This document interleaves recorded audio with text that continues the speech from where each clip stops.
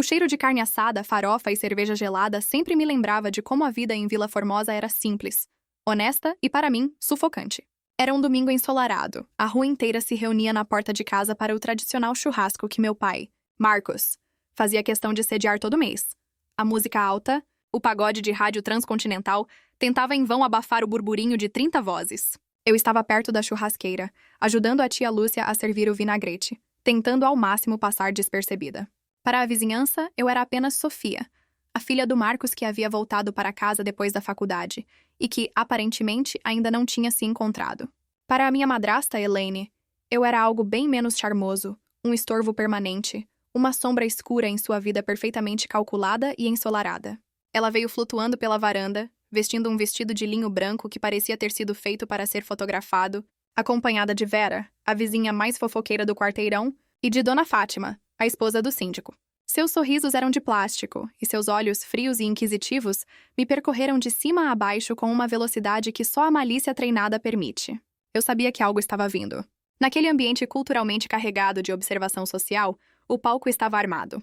Minha madrasta tinha uma habilidade quase cirúrgica de me apunhalar em público de maneira que soasse como um conselho carinhoso.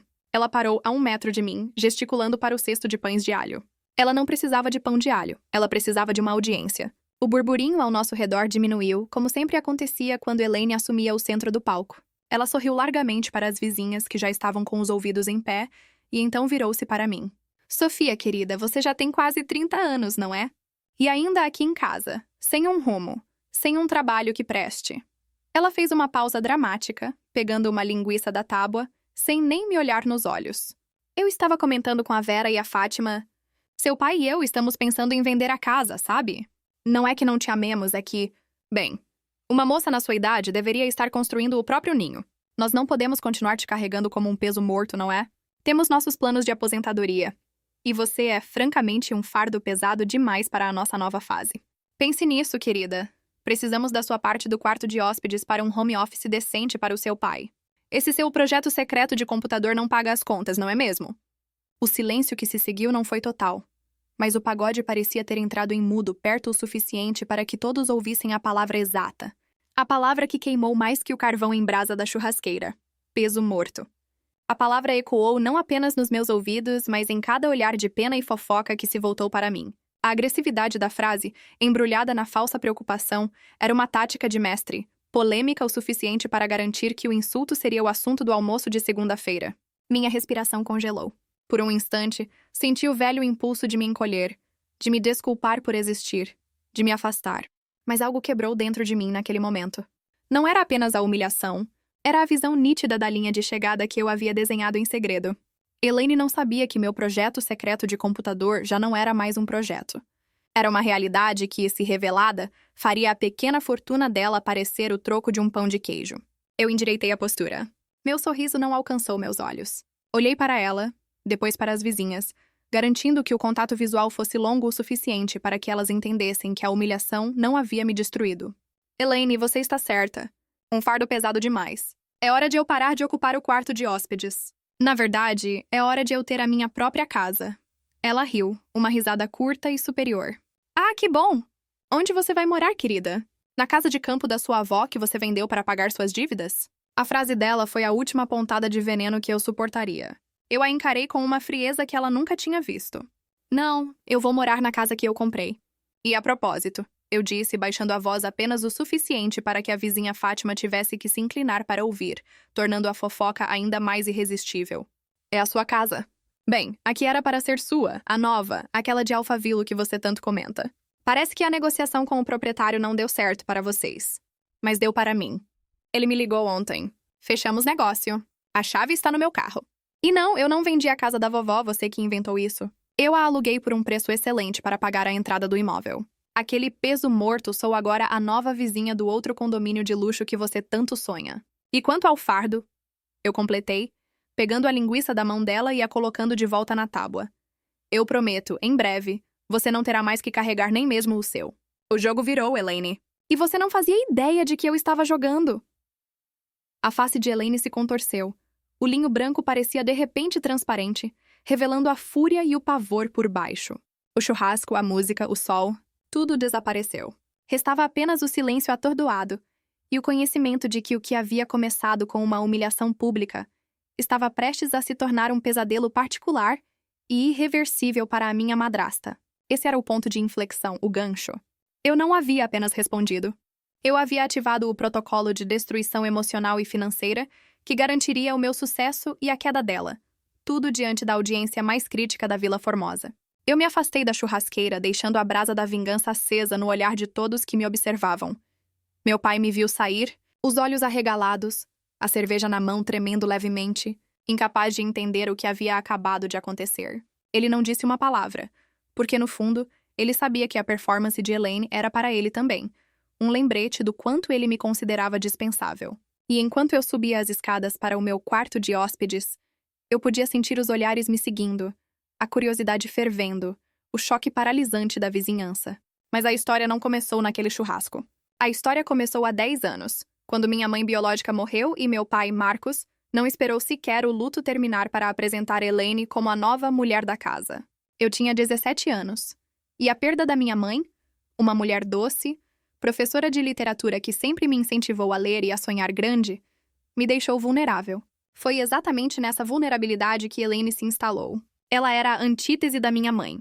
Prática, fria, obcecada por status social e dinheiro. Ela via em mim uma competição, uma lembrança viva da mulher que ela tentava substituir. E pior, uma herdeira potencial que poderia atrapalhar seus planos de longo prazo para a fortuna, ainda que modesta, do meu pai. Marcos, meu pai, sempre foi um homem de poucas palavras. Um empresário do ramo de autopeças que valorizava a estabilidade e a opinião da sociedade acima de tudo. Depois que ele se casou com Elaine, sua opinião sobre mim começou a ser modulada pela dela. Elaine era mestre em manipulação. Ela não me agredia diretamente na frente dele. Ela usava a técnica do elogio disfarçado e da preocupação construtiva. Por exemplo, se eu tirasse uma nota alta na faculdade, ela dizia: "Que bom, Sofia. Pelo menos você serve para estudar, já que não tem jeito para a vida prática." Se eu tentasse ajudar na empresa do meu pai, ela me excluía sutilmente dizendo: "Marcos, ela é muito sensível para o mundo dos negócios. Deixe isso com a gente." O pior momento de todos veio 4 anos atrás. Eu havia me formado em Relações Internacionais, com uma ideia inovadora para uma plataforma de comércio exterior para pequenas empresas. Era um projeto que exigia dedicação total e um capital inicial que eu não tinha. Eu pedi um empréstimo ao meu pai, o suficiente para registrar a empresa e desenvolver o primeiro MVP. Ele estava disposto a ajudar. Estava até Elaine entrar na sala. Ela argumentou com uma frieza digna de um tribunal que investir em mim seria jogar dinheiro fora em um sonho de criança, enquanto o filho dela, Murilo do primeiro casamento, precisava de um investimento em uma franquia de açaí que era garantia de lucro. Meu pai, covarde como sempre diante da determinação de Elaine, cedeu. O dinheiro foi para Murilo, a franquia faliu em 1 ano, e eu fiquei com a ideia e a humilhação. Para piorar a situação, eu me encontrava em um beco sem saída financeiro. Tive que vender o pequeno apartamento que minha mãe havia deixado para pagar a cirurgia de emergência da minha avó, a mãe da minha mãe, que o plano de saúde não cobria integralmente.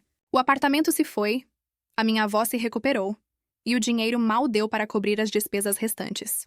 Meu pai, generosamente, me ofereceu o quarto de hóspedes. Elaine se certificou de que a vizinhança soubesse de todos os detalhes da minha falência e do meu regresso ao ninho.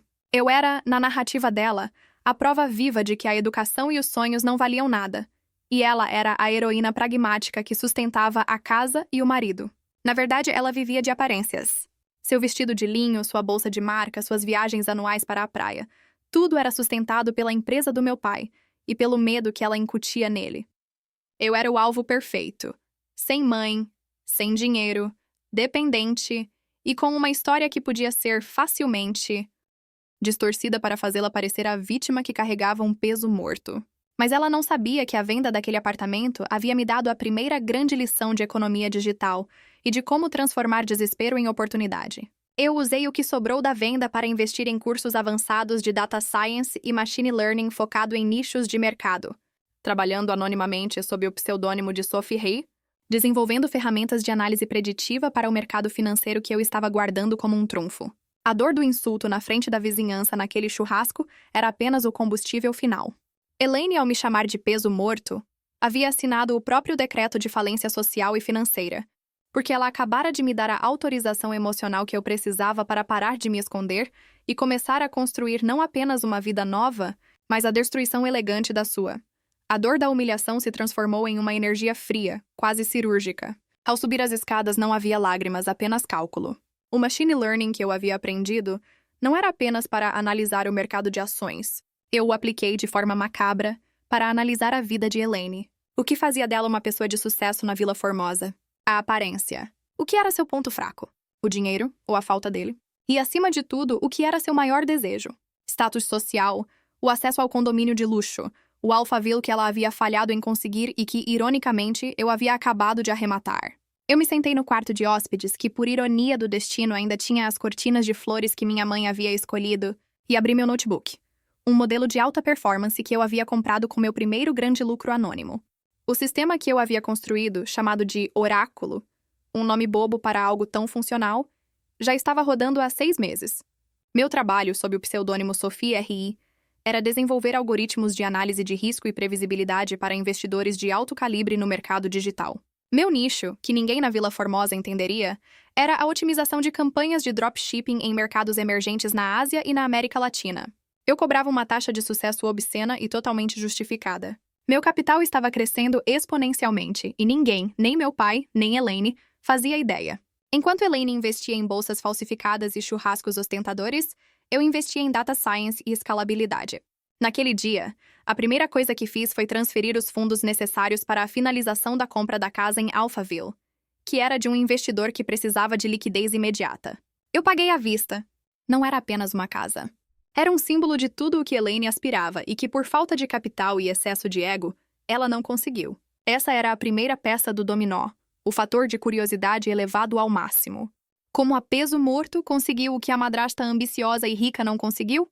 A semente da intriga estava plantada, e a fofoca se tornaria meu marketing viral. A segunda peça era a vulnerabilidade financeira de Elaine.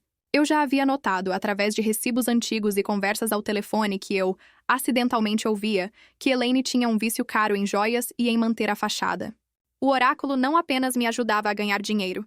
Ele podia vasculhar e correlacionar informações públicas e semipúblicas, registros de cartório, notas de protesto, e-mails de cobrança mal descartados, que eu usava para aprimorar minhas análises. O que descobri não era um mero empréstimo, mas uma rede de dívidas mascaradas sob o nome da empresa de meu pai. Elaine, de forma sutil e criminosa, estava usando o capital de giro da Autopeças para cobrir seus gastos pessoais e um investimento fracassado em criptomoedas. Ela havia desviado, no total, quase R$200 mil. Isso não apenas colocava meu pai em risco, mas era um crime. Naquele momento, a vingança deixou de ser apenas emocional. Tornou-se uma questão de justiça e de proteção aos poucos bens que ainda pertenciam à memória da minha família.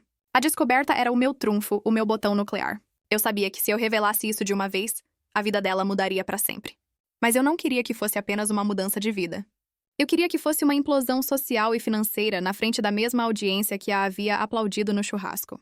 A vingança precisa de paciência, de cadência e de um timing perfeito, exatamente como um algoritmo de alta frequência. Eu precisava que ela caísse na própria armadilha. A partir daquele dia, minha postura mudou drasticamente. Eu parei de me esconder. Comecei a pedir coisas. Pedi para meu pai a chave da caminhonete para resolver assuntos de documentos. Pedi para usar o home office dele, alegando que precisava de uma internet mais rápida para meus estudos. Elaine bufava, mas não podia me negar na frente do meu pai, especialmente depois da minha ameaça no churrasco. Ela estava curiosa e aterrorizada. Ela não sabia o que eu estava fazendo, mas sabia que era algo grande, e essa ignorância era o meu maior poder. Eu usava a caminhonete para visitar advogados de direito empresarial e financeiro, preparando silenciosamente a documentação para o inevitável. E no home office eu não estudava.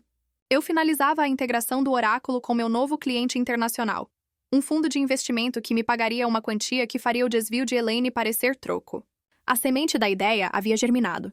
Agora era a hora de garantir que a raiz dela se aprofundasse no solo da ruína de Elaine. Eu estava calma, mais calma do que nunca. A peso morto estava prestes a se tornar o tsunami financeiro que varreria a vida hipócrita da madrasta. A tensão na casa se tornou um gelo fino e perigoso. Eu não precisava mais falar. Bastava a minha presença. Elaine andava pela casa como um animal enjaulado, seus olhos me seguindo, tentando decifrar o enigma da minha nova confiança. Ela me via no computador, cercada de telas cheias de códigos, gráficos e números que ela não entendia. E isso a aterrorizava mais do que qualquer insulto direto. Seu terror era a curiosidade dela não satisfeita, a certeza de que algo estava acontecendo, mas a incapacidade de nomear o quê. Ela tentou várias vezes o que chamei internamente de mini-sabotagens. Em uma manhã, o cabo de energia do meu monitor sumiu. Em outra, o Wi-Fi misteriosamente caía toda vez que eu estava em uma videoconferência. Eu não reagia, apenas corrigia o problema com um sorriso enigmático, o que a deixava ainda mais perturbada. O oráculo, enquanto isso, não descansava. Eu havia alimentado o algoritmo com os padrões de comportamento social de Elaine e de seu círculo de vizinhas. Eu sabia quando e onde ela faria sua próxima fofoca, quem eram seus alvos preferidos e qual era o assunto mais quente da semana. E, com base nisso, eu comecei a vazar informações de forma estratégica. Não sobre a minha riqueza, ainda não, mas sobre a dificuldade financeira dela. Eu deixei acidentalmente uma nota de protesto de uma joalheria de luxo em cima da mesa de centro. Eu esqueci uma conversa no Viva Voz com o advogado falando sobre reestruturação de dívida e garantias bancárias. O resultado foi imediato. As vizinhas que a bajulavam começaram a lançar olhares de pena e desconfiança. O status social dela, sua moeda de troca, começou a se depreciar. A obsessão de Elaine por manter o Alphaville como seu sonho de consumo era seu ponto mais fraco. Ela falava incessantemente sobre a casa que havia quase comprado, mas que um imprevisto bancário impediu. Essa mentira era a fundação da sua dignidade social. Minha compra da mesma casa era a demolição dessa fundação. Eu havia instruído meu advogado a não registrar a escritura em meu nome imediatamente, mas sim no nome da minha nova holding de investimentos. Era o sigilo que me dava o poder. Eu queria que ela descobrisse o inevitável, mas que vivesse na agonia da dúvida. A grande descoberta, o desvio de R$200 mil da empresa do meu pai, era a minha bomba relógio. Eu havia compilado todas as evidências. Transferências bancárias, notas fiscais forjadas, e-mails de Murilo agradecendo o investimento em cripto. Tudo estava seguro em um pendrive criptografado. Eu sabia que, para a virada de jogo ser perfeita, eu não poderia ser a mensageira. Eu tinha que ser a vítima que se defende, não a algoz que ataca. Eu precisava que a verdade viesse à tona através de uma fonte externa e incontestável. E o momento se aproximava. Meu pai, pressionado por uma auditoria de rotina no final do mês, estava começando a ficar nervoso. Ele começou a gritar com Elaine por coisas pequenas, o que era inédito para ele. O casamento deles, construído sobre a areia do interesse e da aparência, estava rachando. A auditoria era o meu gatilho externo. Eu sabia que a equipe de auditores do banco, que eu havia anonimamente alertado sobre irregularidades contábeis não identificadas, logo encontraria o rombo. Eu preparei um relatório neutro, que, sob a aparência de ajuda para a auditoria, focava sutilmente nas datas e valores das transações suspeitas de Elaine, garantindo que o auditor não perdesse o rastro. Eu o imprimi e o deixei esquecido na mesa de café da manhã, exatamente onde meu pai o pegaria no dia seguinte, quando estivesse nervoso e distraído.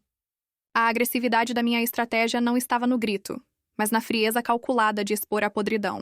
Eu não apenas a estava derrubando. Eu estava fazendo com que ela se afogasse no próprio pântano que havia criado. O peso morto estava prestes a se levantar e a enterrar sua madrasta na vergonha. A porta do quarto de hóspedes estava prestes a se fechar pela última vez na minha vida, e a chave da casa de Alphaville, agora literalmente no meu nome, seria o som final da minha liberdade e do meu triunfo. O ponto sem retorno veio na festa de aniversário de Murilo, o filho de Elaine, o mesmo que havia recebido o investimento que me foi negado. Elaine havia alugado um salão de festas caro, uma tentativa desesperada de reafirmar seu status em decadência. O evento era over the top, buffet de luxo, banda ao vivo e, claro, toda a Vila Formosa estava lá, observando cada detalhe, como abutres. Eu estava lá por obrigação, vestindo algo simples, discreto, mas com uma postura que gritava: "Eu sei de algo que vocês não sabem." Elaine estava radiante, circulando pela multidão como uma rainha, mas seus olhos me buscavam constantemente, nervosos. Ela não aguentava mais a incerteza.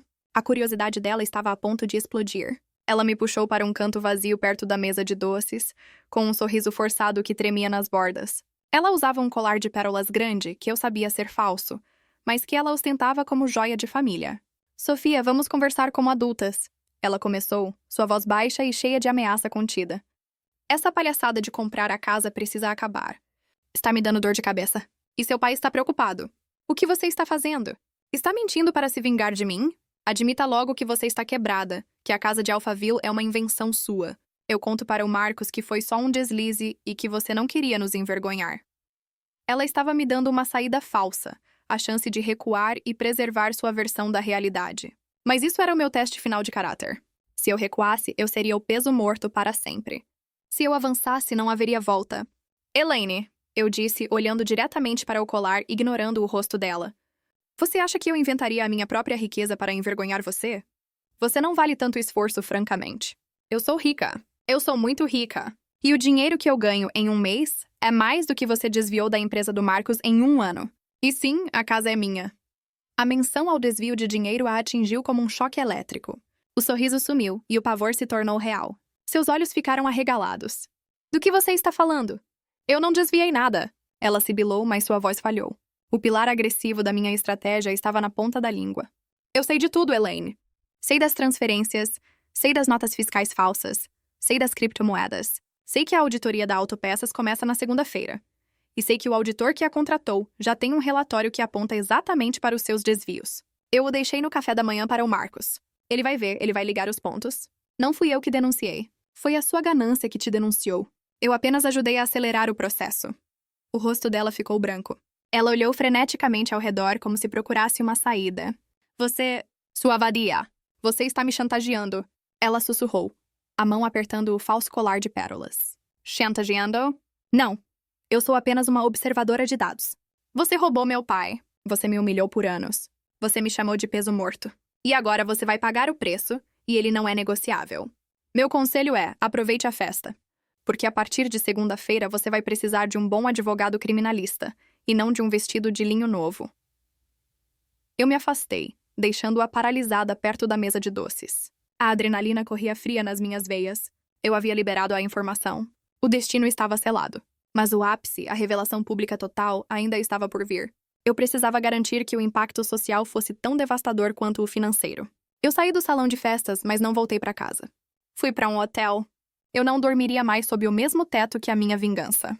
A noite da virada estava chegando, e eu me preparava para assistir de longe, com a satisfação de um arquiteto que vê sua obra-prima ser inaugurada. A noite seguinte foi a noite em que o oráculo finalmente validou a minha aposta. Enquanto Elaine estava em casa, histérica, tentando apagar o rastro das suas transações, o que era inútil, já que eu já tinha backups de tudo. Eu estava em uma suíte de hotel, terminando uma videoconferência com meu novo cliente, o Fundo de Investimento de Singapura. Eles não estavam interessados apenas na minha ferramenta de análise preditiva. Eles estavam interessados em me comprar. A proposta de aquisição, que eu passei semanas negociando, havia chegado. Um valor de 7 dígitos, mais a garantia de que eu continuaria como CEO da minha holding recém-criada, que gerenciava a plataforma. Eu aceitei. Assinei os contratos digitalmente. Naquele instante, não era apenas que eu havia conquistado a independência. Eu havia me tornado uma empresária milionária, dona de uma tecnologia de ponta, em uma área que meu pai e Elaine nunca seriam capazes de entender, muito menos de alcançar. O peso morto havia se tornado uma whale no oceano financeiro. A curva emocional atingiu seu pico de triunfo silencioso. Eu desliguei o computador e me sentei na cama, sentindo o peso daquela decisão. Não era sobre o dinheiro em si, mas sobre o poder que ele representava. O poder de reescrever minha própria história, de sair da sombra de Elaine e de provar que a minha paixão por data science não era um sonho de criança, mas a realidade que sustentaria minha vida. O primeiro ato do meu triunfo foi a finalização da escritura da casa de Alphaville. Meu advogado me ligou, confirmando que a transação havia sido concluída. A casa era oficialmente minha. Eu havia planejado uma pequena celebração, mas o prazer maior era o silêncio. A certeza de que a humilhação que eu havia sofrido agora se transformaria na arma que destruiria a reputação da minha madrasta. O segundo ato foi a ligação do meu pai. Ele ligou por volta das 9 da manhã, no dia da auditoria. Sua voz estava trêmula, quebrada. Sophia, onde você está? Eu encontrei o relatório. O que é isso? O que está acontecendo com as finanças da empresa? Os auditores estão aqui e estão fazendo perguntas sobre Elaine. A agressividade da minha resposta não estava no tom, mas no distanciamento. Pai, eu estou em um hotel ocupada com o meu novo negócio. Quanto ao relatório, eu o encontrei no seu lixo. Achei que deveria vê-lo antes que os auditores o fizessem. Você confiava cegamente nela, pai. Agora você precisa encarar as consequências. Ele ficou em silêncio por um longo momento, o som abafado de vozes no fundo. Ele não me pediu ajuda financeira, não ainda. Ele apenas tentou entender. Mas a casa de Alphaville... É verdade? Você realmente comprou? O pilar polêmico da minha resposta era a confirmação do que era socialmente impossível. Sim, pai, comprei, à vista. A peso morto conseguiu o que a sua esposa não conseguiu. Agora cuide dos seus problemas. E se precisar de um advogado, me ligue. Eu não sou advogada, mas tenho os melhores. Só não garanto que eles vão querer defender a Elaine.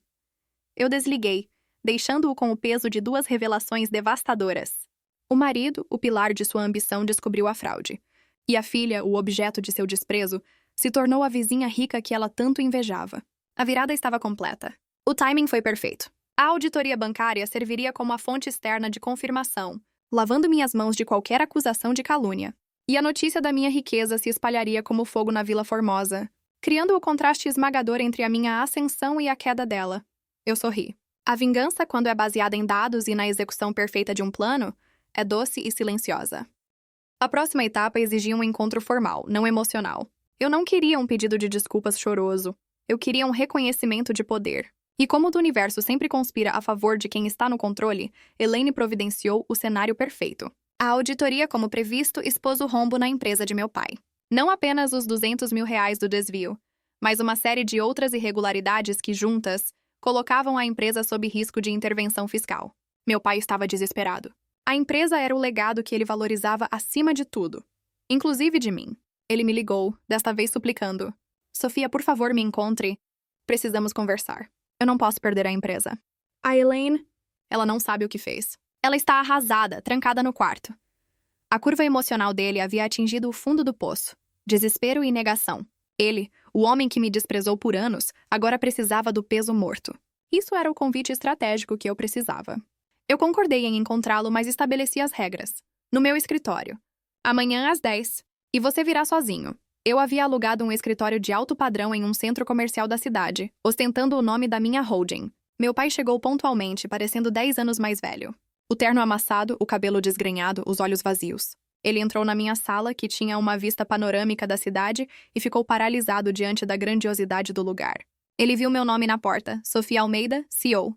Ele viu minha secretária, elegantemente vestida, atendendo chamadas em inglês e mandarim. Ele viu o meu novo status antes mesmo de eu dizer uma palavra. Ele era o suplicante. Eu, a juíza. Pai, sente-se, eu disse, apontando para a cadeira em frente à minha mesa, que era de vidro e projetada para intimidar. A agressividade estava na minha calma. Eu não sei por onde começar, Sofia, ele murmurou. Comece pela verdade, pai. Você a amava ou amava na imagem que ela projetava? Você acreditava que eu era um peso morto, ou era conveniente para você acreditar nisso para justificar seu desprezo? A pergunta o desarmou. Ele tentou se defender, mas eu o cortei. Chega de autopiedade. Vamos aos fatos. Elaine quase destruiu a sua empresa. Eu tenho as provas. Eu as garanti. Você está aqui para saber se eu vou salvá-lo ou deixá-lo quebrar. Não é isso? Ele balançou a cabeça. A cena era a personificação do pilar polêmico. A inversão de papéis total entre pai e filha, herdeira desprezada e empresário falido. Eu sinto muito por tudo que ela disse. Por tudo que eu deixei que ela dissesse. Eu não sabia que você tinha construído tudo isso. Por que você não me disse? Sua pergunta era o ápice da sua cegueira.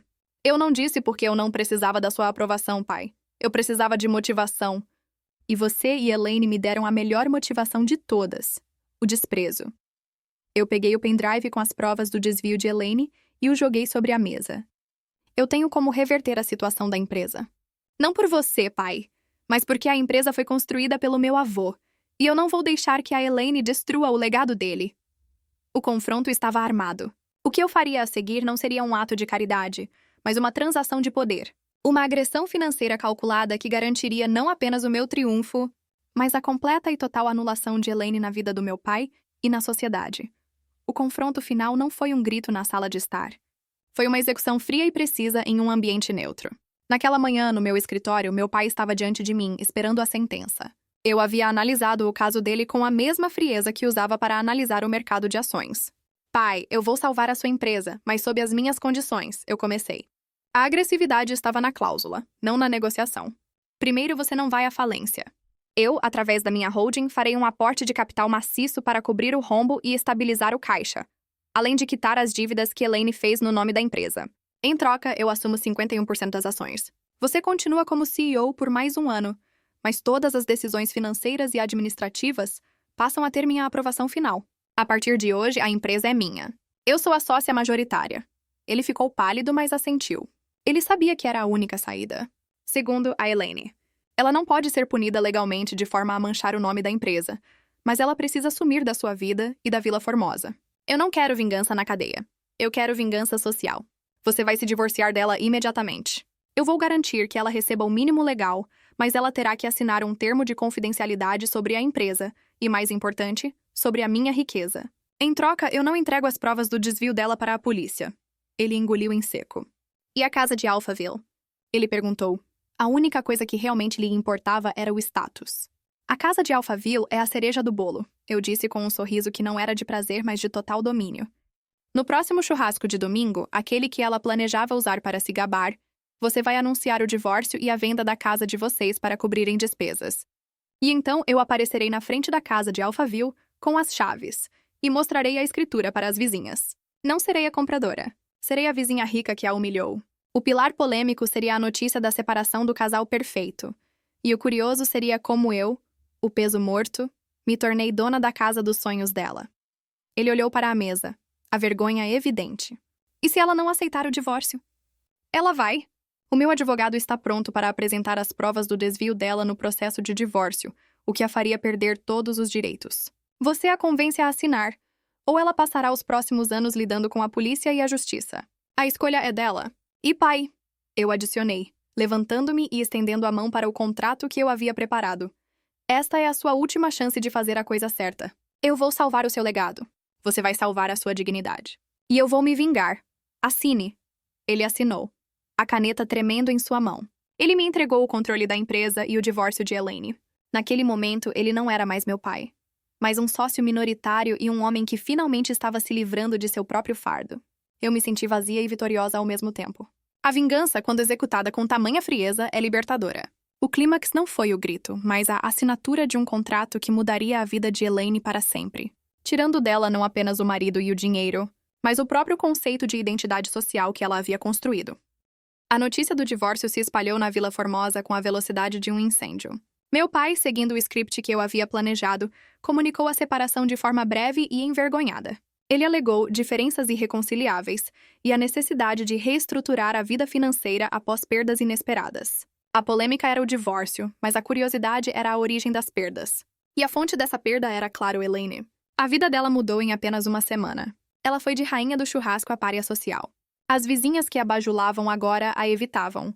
Os olhares de pena foram substituídos por olhares de julgamento e de fofoca selvagem. Ela, a mulher obcecada por status, estava sendo socialmente executada pelo próprio tribunal que ela havia cultivado.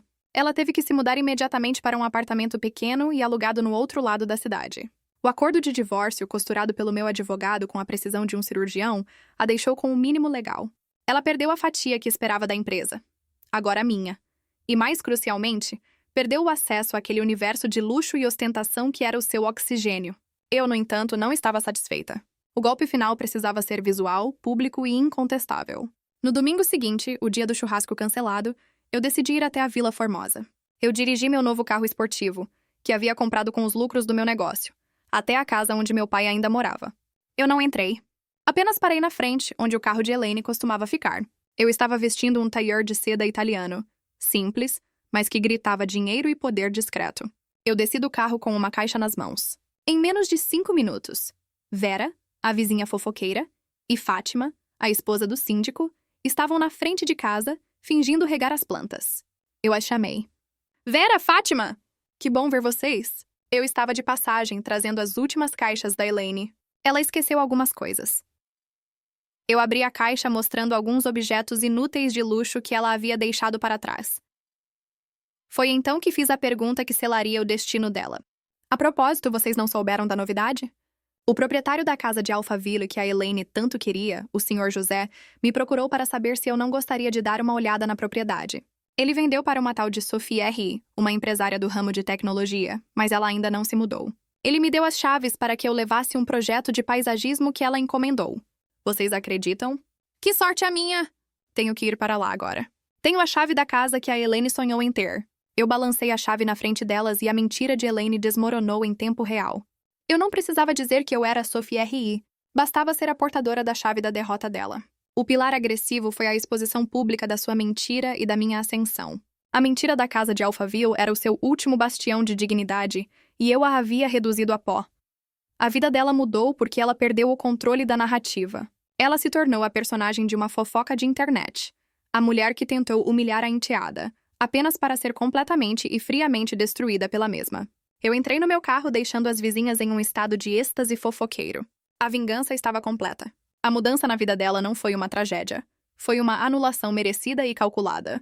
Os meses seguintes foram de paz, riqueza e, o mais importante, liberdade. Eu me mudei para a casa de Alphaville, um lugar que não era apenas uma casa, mas o troféu do meu próprio esforço e da minha resiliência. Era irônico que o símbolo do fracasso e da ambição doentia de Elaine se tornasse o meu refúgio e o centro do meu sucesso. Meu pai, agora meu sócio minoritário, era um homem diferente. Humilhado e envergonhado, ele se tornou mais silencioso, mais respeitoso. Ele me ligava para pedir conselhos de negócios e, pela primeira vez, me tratava como a filha que ele havia perdido e reencontrado, não como um peso morto. Eu, no entanto, mantive a distância emocional. Eu o perdoei, mas não esqueci. O perdão era para mim, não para ele. Eu precisava da paz, não da raiva constante. Elaine tentou uma última cartada. Ela me ligou desesperada, implorando por ajuda financeira. Ela estava trabalhando em um emprego de salário mínimo, algo que a destruiu mais do que qualquer dívida. Sofia, por favor, eu te imploro. Eu te chamei de peso morto naquele dia, mas eu estava errada. Você é brilhante, você é a mais esperta de todos nós.